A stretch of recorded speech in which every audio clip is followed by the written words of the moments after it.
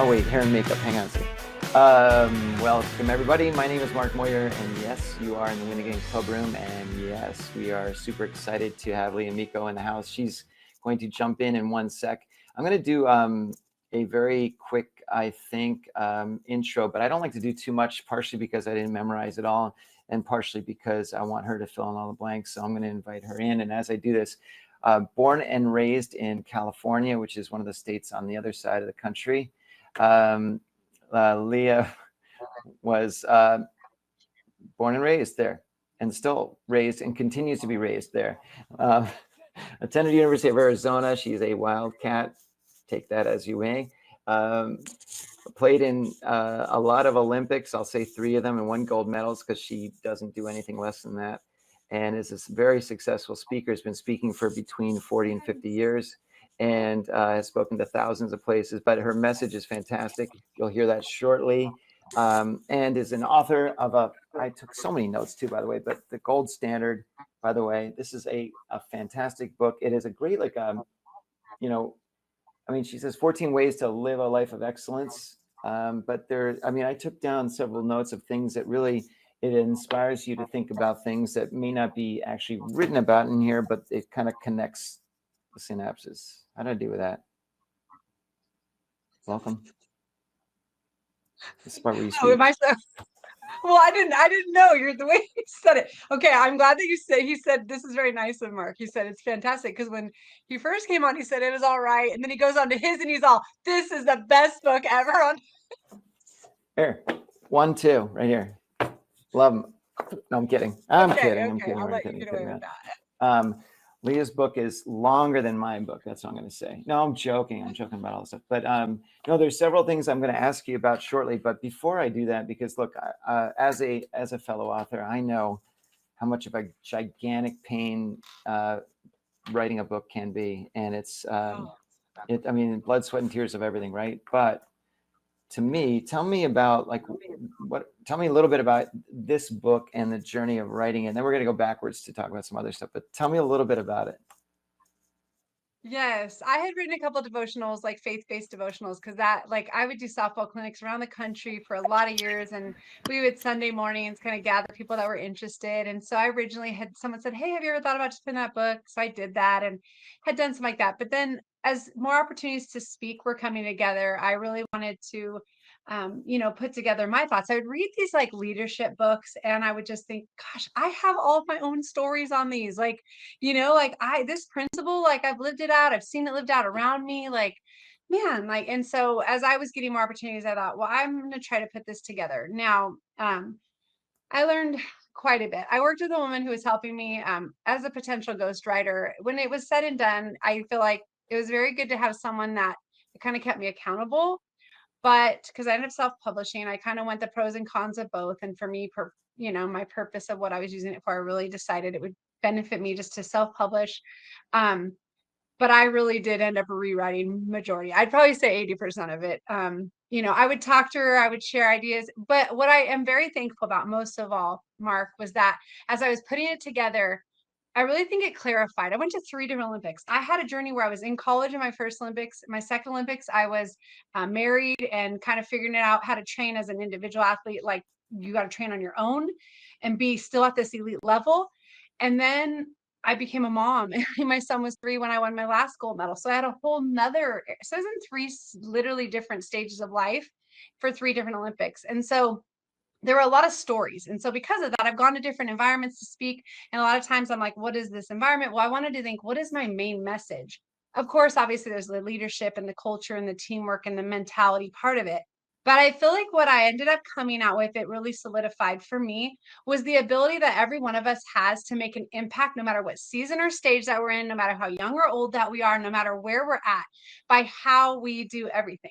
That like a championship mindset and an attitude of excellence and an approach of excellence really comes from how you choose to show up every day, and how some people don't care, right? Some people really don't care, but really people that want to be successful, like no matter where you go, and I really believe it bleeds out into your family, it bleeds out into your, a lot of that is character, integrity, who you are as a person. And so let me tell you, Mark, like I wanted to give up many times writing this. Like there were days, and I tell you, that's where I'm glad that this woman was there, because I think had she not been there, I probably would have stepped back and just been like, nope, like halfway through when it gets really, really hard, which literally is my advice that I was like, okay, am I going to take my own advice? And so But it that was reminds good. me of, I was going Yeah, to say, that good. reminds me of a t-shirt I've always wanted to put out, and don't steal it, but it says, please take my advice, I'm not using it. And I think that's pretty clever. Please take my advice, I'm not using it. But Do well, that. Make that shirt. I know I want to. So, no, but I have to say, one of the quotes I want to share though, which I really liked, was when you say, when your head is in a clear direction, confidence and motivation naturally follows, right? And it's so true. It's so much of the mindset and where you are, sort of mentally, that really dictates what direction you take it.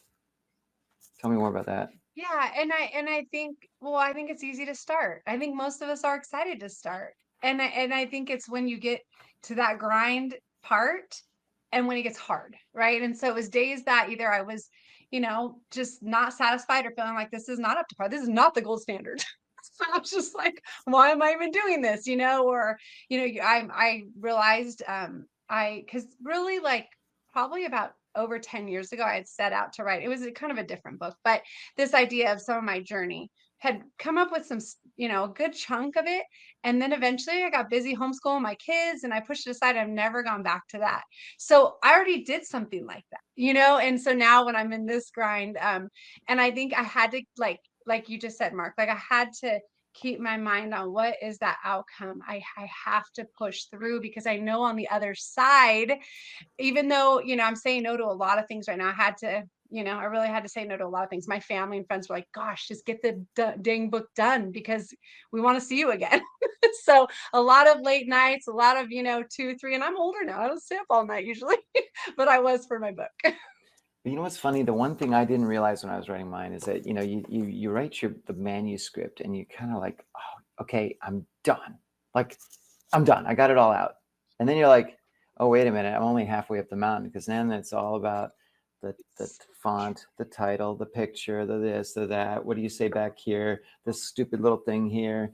How do you want to say this? All these different things. And you're like, ah, but So when true. I'm sure when you got this in the mail, you were pretty fired up. I know you had to be. Oh, yes, that is true. You're right. Like it is. And that's where I kind of extended my team and I had my graphics gal helping me. But then even that, deciding, and I'd send it out to people and get advice. And then everybody has different advice. And but yeah, to Yeah, get the final product, yeah. it does really feel good because again, it's this idea, and my last chapter is called Finish Strong. Yes. So it's that last, like, oh my gosh, like you did it, and so now I'm just thankful to where I really feel like at the end of the day, like it really was my voice. Like whether people like it or don't like it, that's okay. Because for those that do and connect and agree with the points, like that is the message that I'm putting out, and it's genuine to who I am. And there were times that I had like was making changes because of that specifically. It was like, no, this is not genuinely exact like how I feel. So this One of is the things that nice. really, really, really resonated with me, and McKenna will verify this in a sec, but one thing you wrote was, because we all have this, all happens to us, but you wrote, what if I stopped here? Nobody would know. But then you said, I would know. And it's interesting because I have something similar that I recently did a quick video on called 5149. And what I mean by that is that when I'm either out exercising or something, and part of me is like, oh man, I'm dog ass tired, I'm going to stop here. And then part of me is saying, that's 49% of you wants to do that, but listen to the 51% that wants you to keep going, right? And then you're exactly right. It's not like nobody else on the planet would know that I stopped early, and no one would care. Or Nobody care. would care, but I would care, right? I would know. And it's so true. If you have that mentality of like that, it really means a lot for whatever you're doing to stick with it, and only you might know that. I think that's fantastic. Tell me more about that. Yeah, that was a mentality that I really saw a lot with training by myself as an Olympian. Like a lot of workouts that I'm at the park, especially conditioning, like the least fun things to do, Yeah. right? And the things that like, can I push myself 110% when nobody's looking, when nothing's at stake in this moment right now to see the finish line, which is the podium once I'm with my teammates. And I'll never forget those were the thoughts running through my head is I have to go all out. It's easier when people are around. It's easier when you're part of a team, right? That's just easier. But when I was by myself, when really again, would it matter if I skip this workout? Would it matter? And again, it was more this idea of like I knew that when I went into battle, I wanted to leave everything out there and to say there's been no stone left unturned. And I can walk in and whatever the outcome is, the outcome is. But I did not miss anything. And that was one of the biggest things I think being done as an Olympian was like all of a sudden that type of pressure, like that stuff was able to, I didn't have that. But then you're right, when I was writing this book, or I think entrepreneurs probably have that mindset of like, it's just me. It's me versus me, like what you're just talking about, and what you talk about, Mark, is true about like the working out or like, for you pushing yourself working out. Like for me now, even if I go to the gym and oh, this is so stinking hard. But then it's like, whether it's, three sets of 10 reps, I'm like, I am finishing that. And then after it, you feel so accomplished. So I think it's the idea of just really like forward thinking of like, this is the process, but on the other side is like the celebration of it.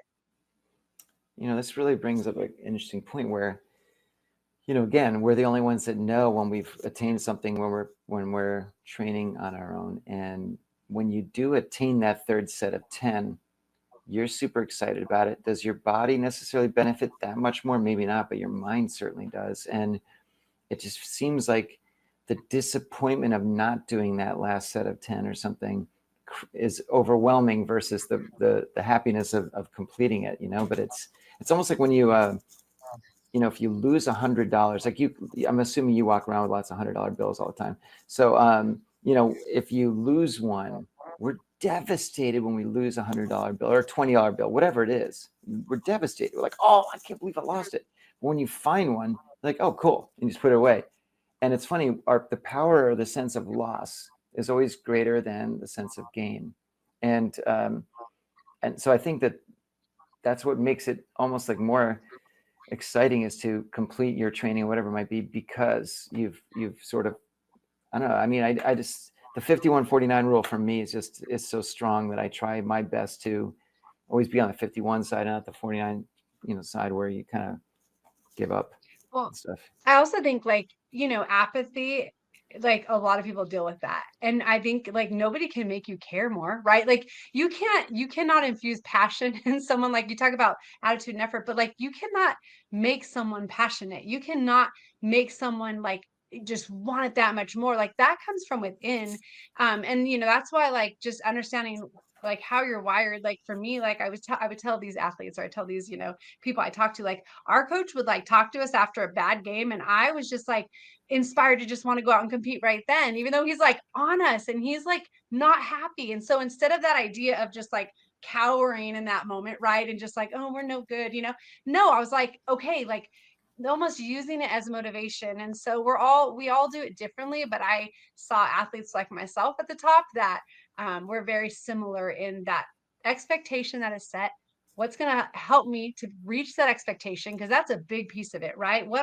And if people just start with low expectations, guess what? Like that's where they're going to stay. But it's those people that set them really high and set the bar high. And that's where, the idea of the gold standard is like the gold standard sets the standard. It's the standard, right? It's the best of all of us. And so what does that look like? And honestly, only we really know like the power, the potential we have inside of us. And it's our choice to find ways to bring it out or not. Oh, that's awesome. Listen, before we go any further, if anybody wants to ask a question, there's a section on the right side that says Q&A. Go ahead and go in there and you can ask any question, and I'm happy to ask it in front of everybody. So feel free to use that. Anyways, another thing you talk about, and it's, I mean, I wrote down all these notes only because I couldn't agree with you more on everything. You talk about surrounding yourself with the right people, and we all have some people in our life that are either toxic or their energy sucks or whatever it is. They take from us, right? And some people you kind of have to do that with, it's whether a family member or a friend or something. But tell me a little bit about the types of people that we should be surrounding ourselves with, and how can you get rid of, or how do you eliminate or lower the negative people? Yeah, well, like you said, there's people we have to be around so most of the time, family, certain people or coworkers or whatever. And then there's people we choose, right? And so, you know what I've really seen, and it's been interesting more recently, because for a lot of period of time, like I came out of just high level athletes, team mentality, just driven all these people. And then I went into like, I'm raising my kids. So I immediately had to find this new group of people. And I was like looking like, okay, where are those people? And that was like very value driven, right? What mattered to them. And faith is a big part of my life. And so, people that were just kind of like choosing to raise our kids the same way, and like, still involved in sports with my kids, right? We were, we had those surroundings, and really people that I feel like I could look to for advice but when I think about all of it, Mark, it's like people heading the same direction as you, right? People that are in front of you that you can learn from, people that are beside you, like right now, maybe they're in that same season. And then I really am a big believer also on people, like I do a lot of mentoring. So people that you're trying to lead in that direction. And then, I think now, like, it's funny because the last couple of years as I've kind of, my youngest is a senior in high school. So I'm about to enter a new season. And I have found that I'm almost like, maybe they don't all live right here, but even my friends that maybe, like, again, it was the upbringing of the kids. Now it's the ones that are like these entrepreneurs, and they're really driven, and they're, wanting to grow and like, grow business. And I find that those are like those are the relationships I feel like I'm seeking out more in this season. So it does change over time. And I think it's people that can help you and people that you can help. I really feel like there's that aspect. So for me personally, Mark, like, who do I want to? Because I will say this, like, there's another group of women who are very, very successful, and it's all about these, but I'm finding like, okay, again, where do our values connect? And if it's totally different values, I'm like, even though one part of it looks good, it's really okay to say no to this other part. And so I'm just kind of quickly finding out who and which groups make sense. And because we only have so much time, right? And so I need to be smart about the time that I'm spending and who I'm spending it with. So I personally now, when I think this probably is always, but people that are really driven, high integrity, are going to push me to be better, are going to be real with me and give me true advice and not just tell me what I want to hear, and challenge me that way. But then people that are going to, really, again, like, be that supporter of what I'm doing and the direction I'm heading. So yeah, like you said, like, not those people that are, because I have, even through mentoring or different things, I've met people who, like you said, just really suck a lot of the energy. And I find like, okay, that's not who I spend my time with. I got to really be focused. So. Can I be in your circle?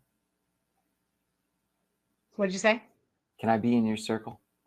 You're in my circle. I know we're so busy that it doesn't, but no, everything this group stands for, right? It's people that want to grow, that growth mentality. I love people that are free, like, that are heading in their direction, but can we link arms? I think it's so crucial. That's everything I believe in, is like, where do those, lines meet? And sometimes it's like we meet now, but actually the connection and the collaboration is going to come down the road, because now we're in a spot where actually it makes more sense.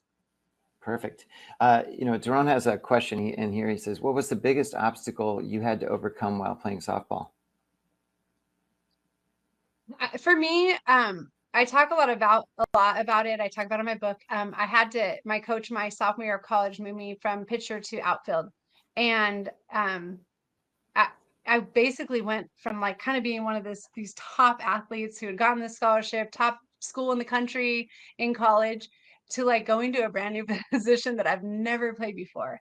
And it's really cool that my coach saw the athleticism in me, like, to say, hey, I think you can do this, and this is where we need you on this team. But I was really starting from square one. And so I'm glad just the way that my mind kind of works was like, I literally just told myself I'm going to be the best outfitter there is. And I got to work, and I had to go early and stay late, and I had to do all the extra, and it ended up paying off more than I could have fathomed, because that year I was an All-American. I robbed a home run at the Women's College World Series. And it was really all those little things every single day. And one of the things that, I talk about our coach, I had this one coach who, this is a big thing too. I had an assistant coach who was so passionate about outfield specifically. And I really believe if he was not on our staff, because he wasn't there that long, I Interesting. don't know that I reached the level that I reached. I'm telling you, we did this drill where he rolled a ball to us. We had to walk. He painted these lines. We had to walk on the middle line. We had to turn our body. We had to throw into this net. I said, 10-year-olds could be doing this drill, right? Like, it's the most basic, but I will tell you, I've never forgotten it, because I really believe to climb to the top, you have to be so great at the tiniest things. And when it came down to it, and I'm throwing a ball to the plate and a runner, and it needs to be perfect, it's there. And I'm telling you, I go back to those first like moments, or he'll hit a ball and he'll tell someone, okay, start sprinting. And they'll run and he'll be like, no, start sprinting. Like, he'll say like, no, they don't even know what it means to be in a full out sprint. And so he could recognize it. He could pick it up. So to me, when I make the Olympic team 2 years later, I was not this athlete. If I had crazy speed, even if I wasn't the best outfitter, like, I would have been able to make it. No, I didn't have any of those things. So to me, all these little things allowed me to come up in the biggest moments. And then that, elevated me. So for me, like, the biggest obstacle, I think, led to the greatest opportunities. Nice. Well, you know what you talk about here, you do speak about, instead of having limiting beliefs like I'm too old, or I'm not this, or I'm not that. And in this case here, I don't know if I can play outfield or something, but instead you have lifting beliefs where you say, I am smart enough. I am good enough to play outfield. I'm good enough to be the best outfielder, that sort of thing. I mean, I like the term lifting beliefs, because, I run into people, especially as I coach other athletes and I coach executives, where they say, oh, I can't do that, or I'm not smart enough, or I don't have enough experience. I'm like, no, that's the wrong way to look at it, right? But it's the same thing. I mean, tell me about lifting beliefs. That's literally my story. Yeah. My story is lifting beliefs, Yeah. because and I saw it around me quite often. I saw people who believed even greater than what they've accomplished so far. And there's something special in that. And I think when you talk to anyone who's super successful and willing to take on any challenge, it's because there's something in there telling them. And this is the thing that I tell people, because I'm like, I was so hard on myself. Like, where do those things align? Like, how does that be so hard on yourselves, right? But then it lifts you. And this idea was, the expectation was, I know I can always be better. And so that's what's allowed me to say yes to commentating. That's what allowed me to say yes to be a co-host of this sports show. And I walk in and I'm like, what did I say yes to? Like, what was I thinking? It's because at some point I had a lifting belief that's like, you can do this, girl.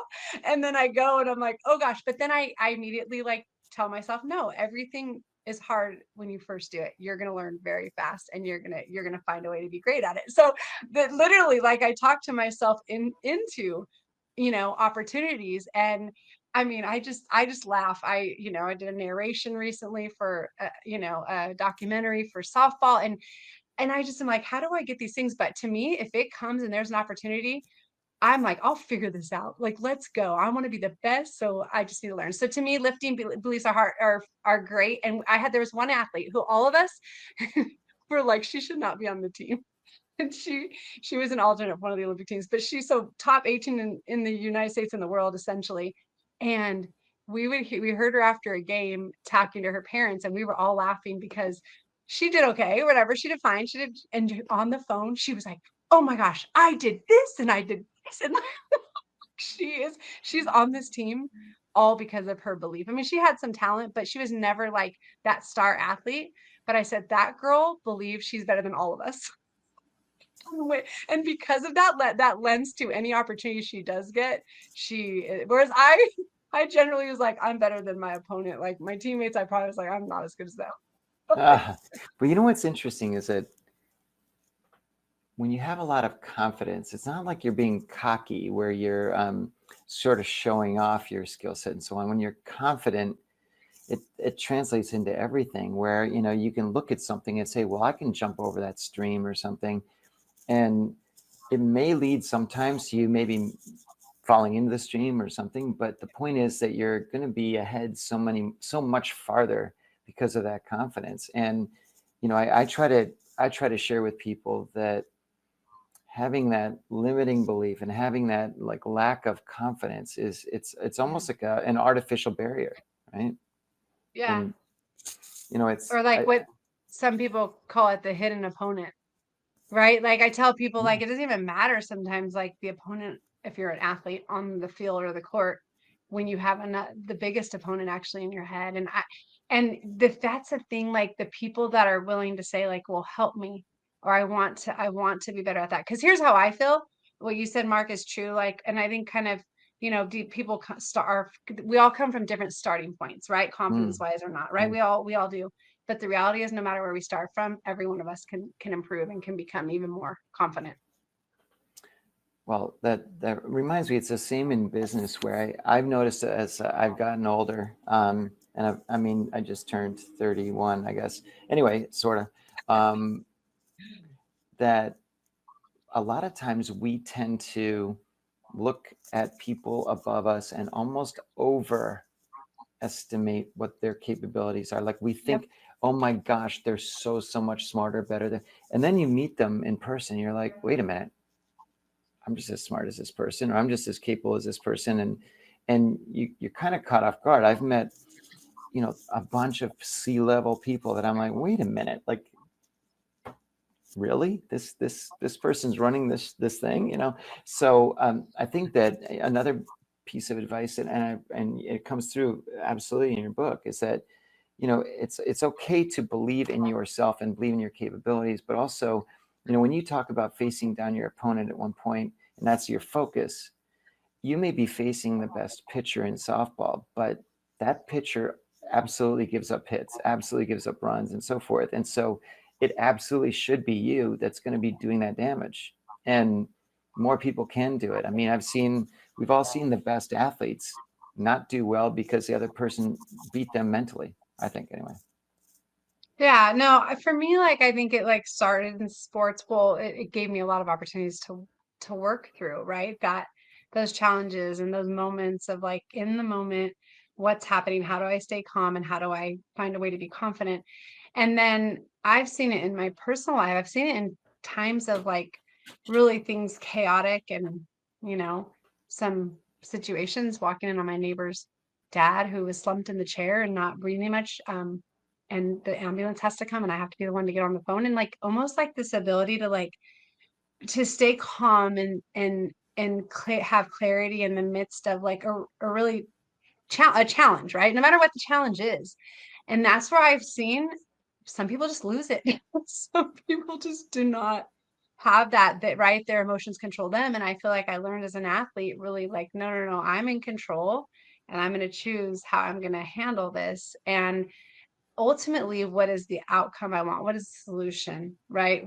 That's what I'm working towards. So like, how am I going to get there the best? And being able just to have that like quick response. Obviously, first responders, you think about them, like the people like that, right? Military people, like they are so, their minds, they have so much control of how they think and what they think. And that I feel like a lot of times elite athletes have it too. And it really does. So therefore, like, as a mom. Now, maybe when my kids were little, I didn't hold that out so great, but you learn over time, like, no, like, how do I want to handle this? And I'm very big on quick adjustments. Like people that just keep doing the same thing over and over again and get the same result, like that's very hard for me because I'm very much on like, why aren't we moving forward?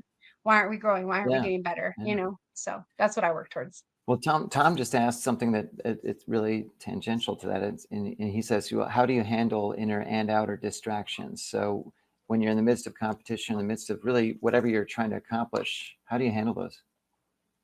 Yeah, I feel like for me, like the priority of what is at hand right now, I feel like I've been able to deal with that. Again, this I think I live out in everyday life, but because I'm not the most organized person. My husband would definitely agree to that. But I like am able to carry a lot of stuff and like still like move forward and I think prioritizing in that moment, being so present.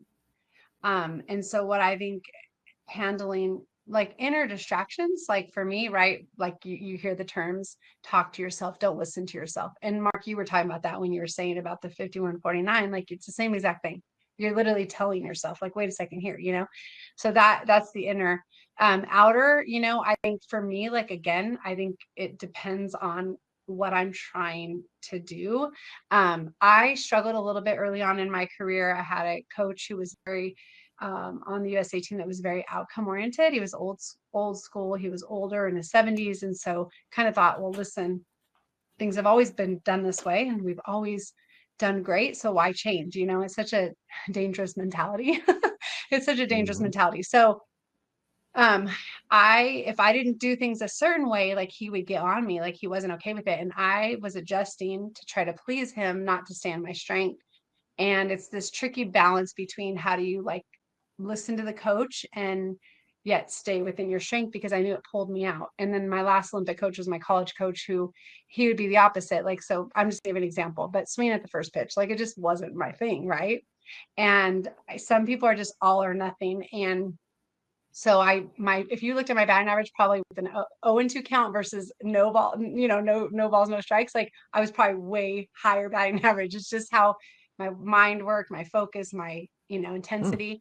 that's cool. And my Olympic coach, my first one, would just scream at me. So what do? I just start swinging at first pitches and getting out, right? And so I had a sports psychologist work with me in between my first and second Olympics, because I had to be able to take his yelling, just go into myself, breathe, and be like, I don't care what he's doing. I'm staying within my game, like not disrespecting the coach, but really staying focused.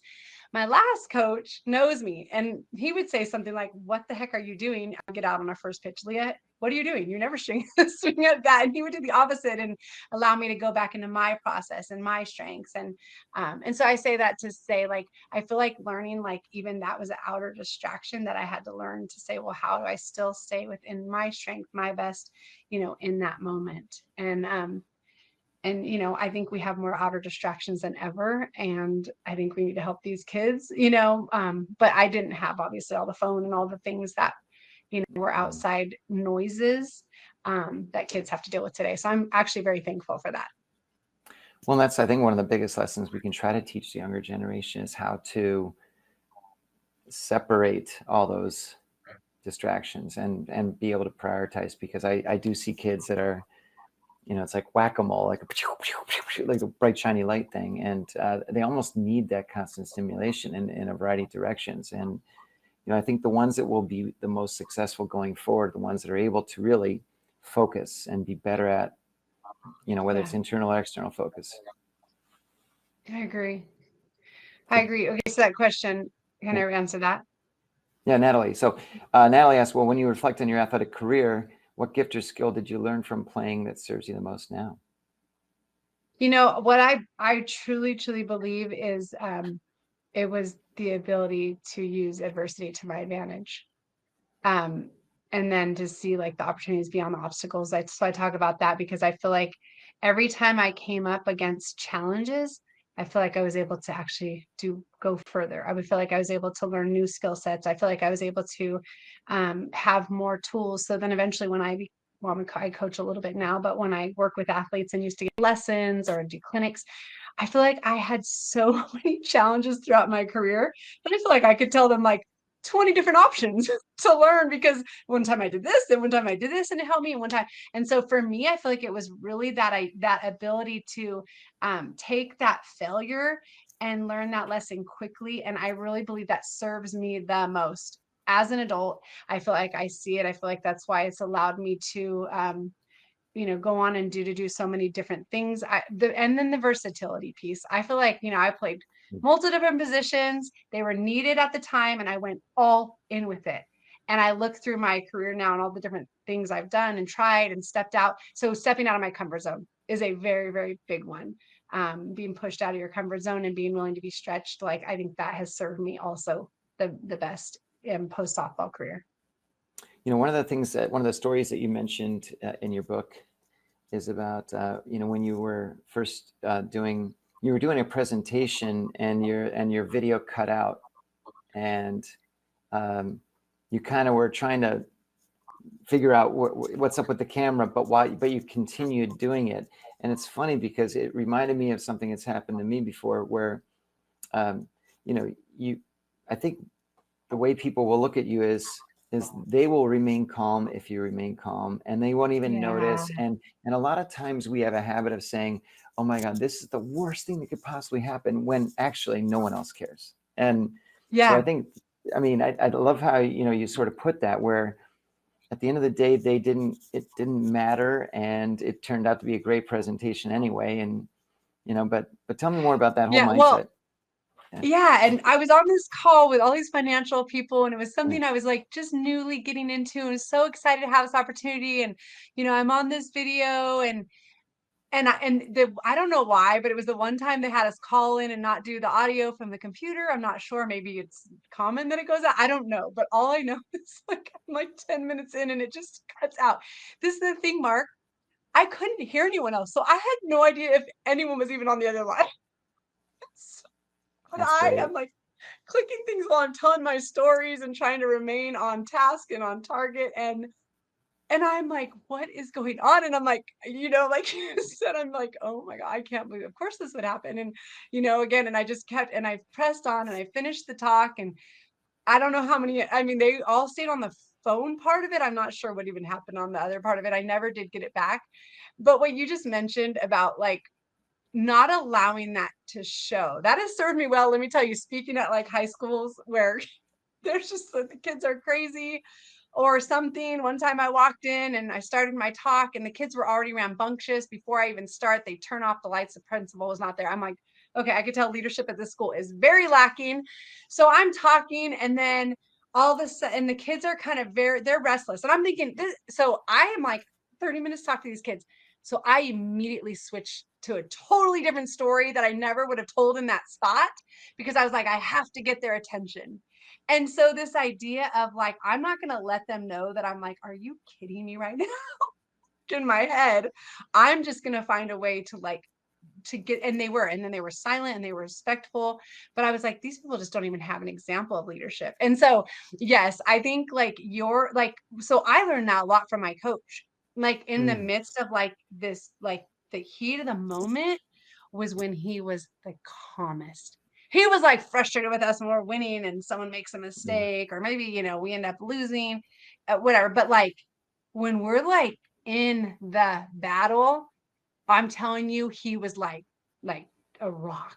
And when we went to, and then guess what? Real life hit my last Olympics, and his wife ended up passing away at the airport of a brain aneurysm a couple weeks before we even head over to the Olympic Games. And he has Oh to yeah. bury his wife, and we all go to her funeral. And he meets us a week late because we went real early to train, and he was trying to get his life in order at home. And he comes out to the Olympics, just losing his wife of, whatever, 20 something years, and burying her, and just was a rock for our team. So here's the thing, when you have that, even though he was our coach on the softball field, when his life was absolutely shaken and the rug was pulled out from beneath him, who he was is like in how he led did not change. Like and I'll tell you, Mark, that was so much bigger than the medal that we won. My teammates, like I was thankful that he was coaching us because I played for him at college and know just what an amazing man and leader he is. But my teammates were like, we just want to take care of him. They wanted to be their best for him. They wanted to win the gold medal for him.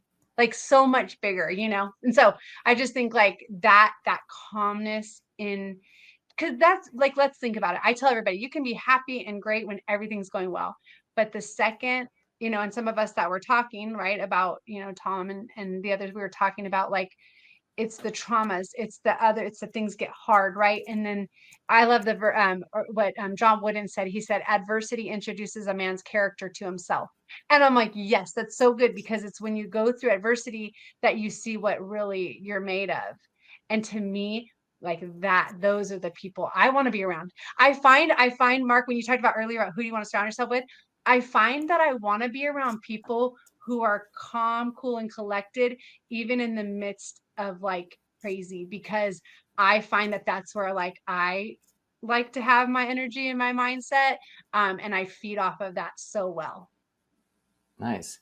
It reminds me of several years ago. I was just starting my podcast, and I was doing video interviews. But back then, it was before this whole Clubroom technology and so on. And it was like my fifth one, and it was with a guy, Garrick Jones, and he played in the NFL, and he was doing some stuff at the time that he wanted to buy or be involved with in the front office of a football team and all kinds of things. We had this great interview. It was fantastic. Went on for about 45 minutes. It was amazing. And I was so excited. So then we're wrapping up and I go to hit the, stop record button. And of course, I never hit the start record button. So I was like, oh my God.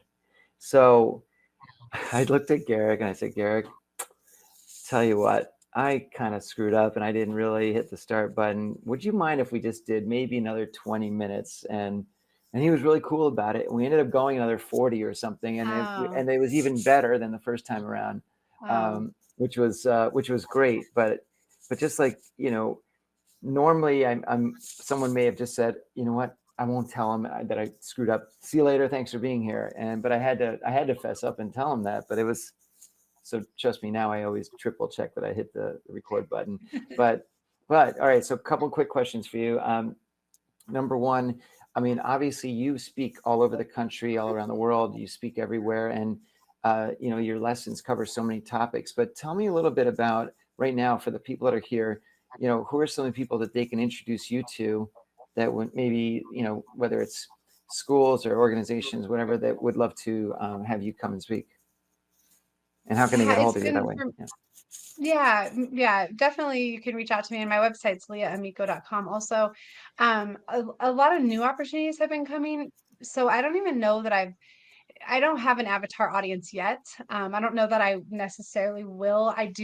I am finding that I want people that are driven. I'm excited to speak at a real estate event coming up in Philly in November, because I really feel like those are going to be people who are motivated and driven and want to be successful so that they can help the people they're helping as well as themselves. And I'm speaking to a bunch of scientists in Philly in October, to 500 scientists who do research and development. I say that to say, like, I feel like it's either companies that, like, I'm also going to be doing like an all company 400 staffers from a staffing company. And the idea that I had spoken to a small group of their leaders, and the reason why they liked it was the idea that I reminded them, especially as a softball player, that every role was absolutely important, the ones in the front and the ones that are behind the scenes, and how valuable teamwork is, and that buy-in, not just for the awards and the attention and the accolades, but instead because you have chosen to live out excellence in whatever role that's placed before you, and you don't know how that can lead to other opportunities. So for me, in terms of people to talk to, I just feel like, groups of people that really, that message of being your best and bringing that excellence, but the power of teamwork and unity, and bringing your voice to the table, the importance of that to make that impact.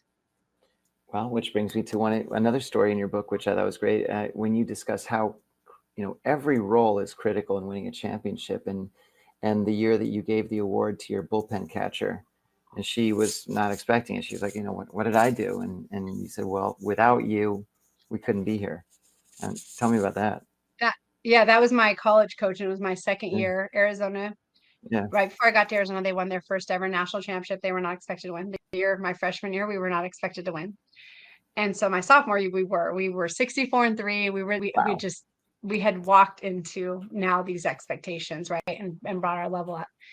And after the game, the championship game, our coach had never done this any other year, but he gave the Golden A Award, the MVP, in front of everybody at our celebration dinner to our backup bullpen catcher, who really never got in the games, for sure, the World Series, even throughout the most of the year. And this impacted me as a 19-year-old, college student at the time, would go on to be an Olympian. But I just watched how this man led, and he said if she did not come every single day and do her job with a smile, we would not be national champions.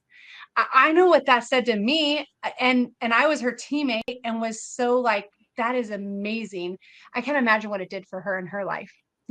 Just that I see I'm valued and appreciated, even though I never got to step on the field.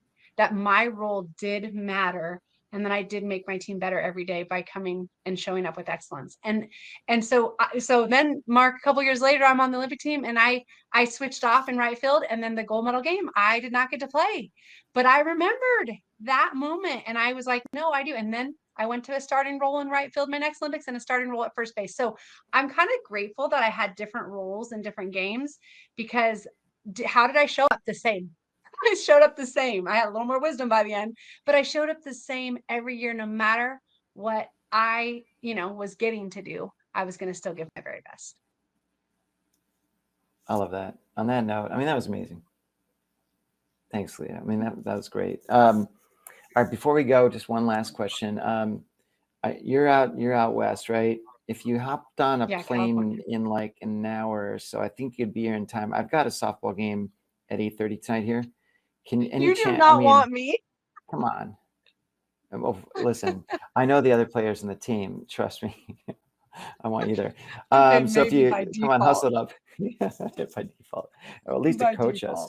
But no, listen, I truly, truly appreciate your time. Thanks so much for being here. It's obviously always a pleasure to have you. And, I encourage everyone to grab a copy if you haven't yet.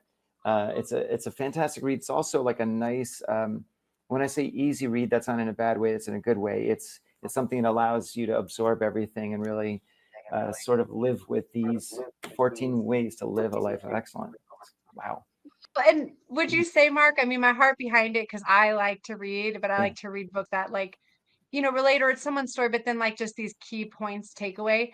I want it to be an easy read, really. Would you say that it kind of can relate to everything? Because that's how I felt. I feel like I've taken those principles and I've been every single area, my personal life, my married life, my raising kids, my speaking, my commentating. I feel like I've been able to apply just these general principles. Well, to me, what makes it a good book is that you're tying in stories with it. I mean, but if you just tell us these things, it wouldn't matter. But when you're tying it in with stories and examples, that's where it stands out. So, no, well done. It's like I said, it's a quite a journey to get a book pushed through, and I'll never forget mine. I might do this follow-up one. 51-49 right now, but I think 51 is leaning towards it. So I know. No, I know. Everyone says, "Wait, Mark, you should do that. You should do that," because that's you doing all the work. Kind of thing. It's so true. Hey, yeah, sure, go ahead, do it. But sucker. Yes, but anyways, but no, I'd love to. So no, we'll see where that comes out. Thanks. But again, thank you so much for sharing your time. Really appreciate it. We're gonna go back to the tables in a sec, but thank you so much as always. Thank you.